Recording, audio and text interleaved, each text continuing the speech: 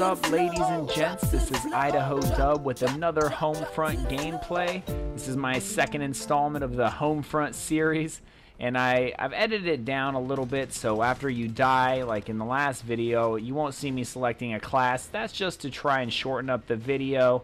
It kind of takes a while, and for video purposes, it's kind of a pain in the butt, the whole flying in and selecting a class, so I just cut out selecting a class.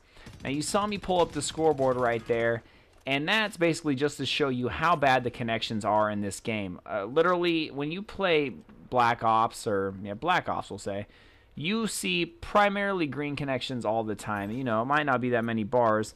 I have not seen a lot of green connections by more than one or two teammates in a game yet.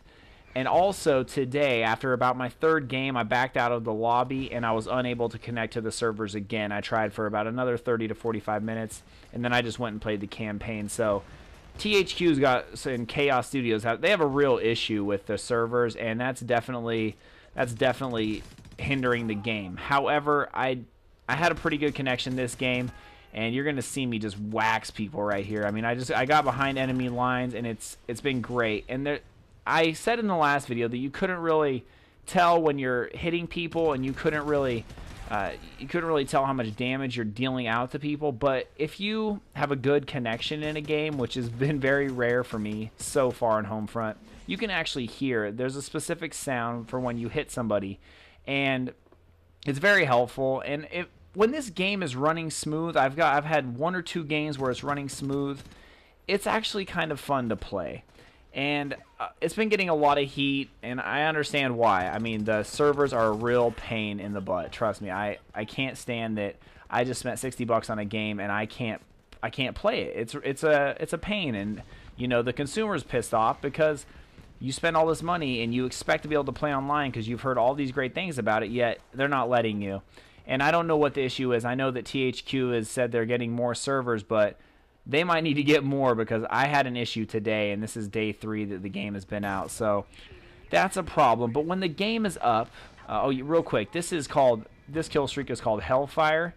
And after you shoot your 2 missiles, there's I edited it out on this one, but you'll see it later in the video. After you shoot your 2 missiles, it keeps you in the kill streak for a while, but you can't shoot anymore. So you're just kind of, you know, scrolling over the map for a while, and you can't shoot any more missiles. So that's another flaw. Like, you know, the kill streak's over. Let me go ahead and be done with it. So that's another flaw in the game. But back to what I was saying. I got a little sidetracked there, and that might happen throughout the video when I see certain things pop up. But as far as like the game itself, when it's running smooth, it's kind of fun to play, and it's just different. First of all, it's a change of pace from Call of Duty, and look, it's not better than Call of Duty. It's definitely not even close to Call of Duty. Call of Duty, any of the Call of Duty games, smash this 100 times over.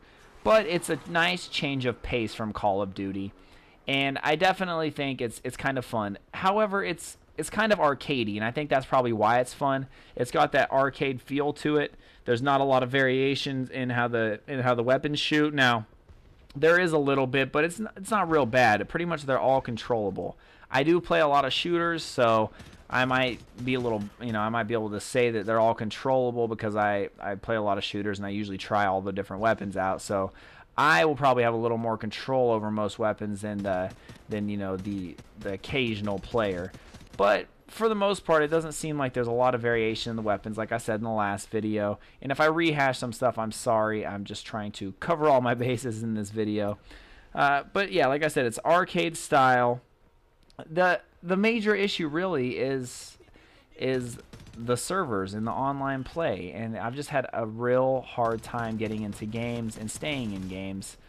You'll get into a game and you'll play an entire game. It'll kick you out, and you'll have to join back up.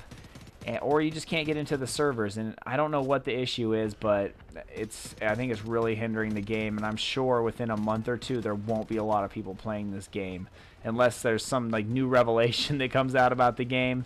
I just don't see that happening. So I think THQ could have done a much better job with the servers, especially after day 1. I know they were getting more, but they should have just like unloaded, especially after their stock dropped from all the bad reviews of the game. But other than that, the game is kind of fun. I guess as far as the review, I need to let you know if you should buy the game or not. And right now, I'd have to say you shouldn't buy the game. If you're gonna play it, rent it.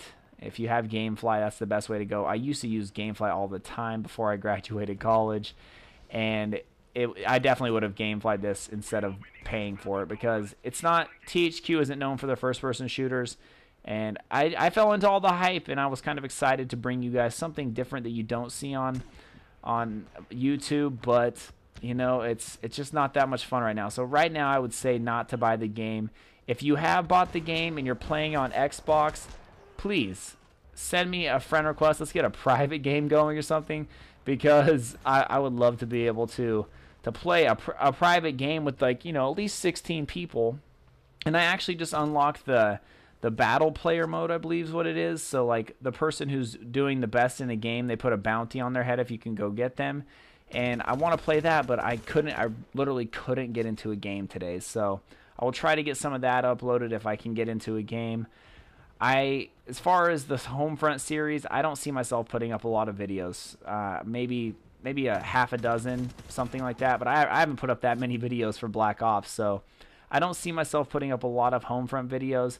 And based off some of the comments I got, I know some of you don't want the campaign play. Some of you do want the campaign play. I will probably, since I'm about halfway through the campaign and it's a very short campaign, I will probably end up putting a campaign walkthrough up for the game, and it'll probably go up all at once. And for those of you who are gonna play it maybe one day and don't want to see it, you know, don't want to be spoiled, I will put a spoiler alert on it, and you know, you don't have to watch it. And look at this guy. So look at this guy. This happened earlier. He nailed me. He nailed me with this Humvee. You see that? He just like drugged me across the map with this Humvee. Oh, what a jerk, man. And then I got killed. That's kind of happened a few times in some games.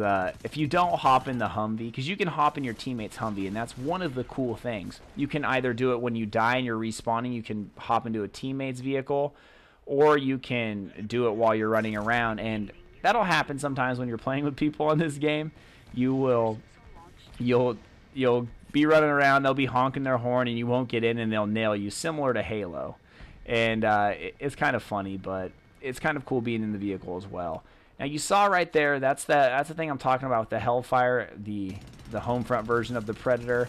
It'll keep you looking or scanning over the whole battlefield for a very long time, and it's kind of a pain. I don't know why it doesn't just like jerk you out of the kill streak once it's over, but it doesn't.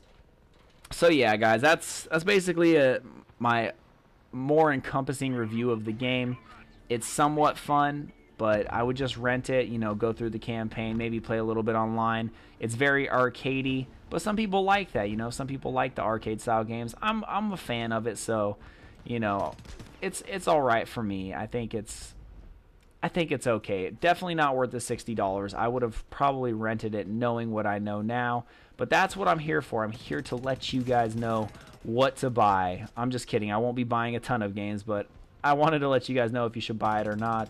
And yeah, you know, I would just rent it if you're planning on playing it.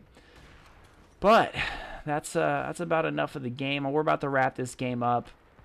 Thank you to Ricane98 for letting me know about this new video contest called March Madness. It's similar to the March Madness basketball, but it's 64 commentators entered into a tournament.